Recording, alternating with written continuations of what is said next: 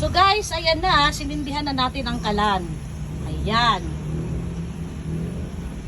Nilinis ko ulit yung kalan ko guys, kasi pumunta ako sa kabilang bahay. Pag uwi ko, napakadumi ng aking kalan. So ngayon, bago ako nagluto, ninilis ko muna uli ang kalan.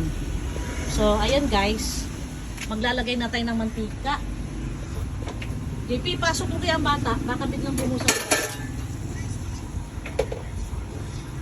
Ayan. Meron ako ditong pinaprituhan na mantika guys. First use pa lang to. Kaya ito yung pang, konti lang naman na yan, no? Ito yung pang dagdag natin pang fry sa carrots at patatas. Siyempre, mamaya, babawasan natin yan pag nagigisa na tayo. Maglalagay din ako ng bago. Ayan, no? Orchid brand vegetable oil by Baguio. Baguio, baka naman. Baka naman pwede tayo.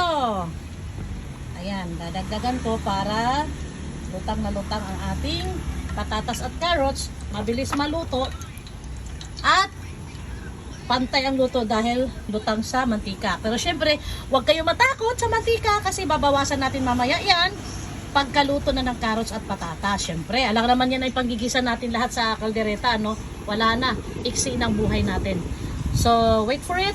Painitin lang natin. Pag mainit na, ilalagay na natin ang patatas. For a while na pinapainit natin, lalagyan natin ng asin ang patatas at carrots. Ayan. Paminta na din. Konti lang para lang may lasa.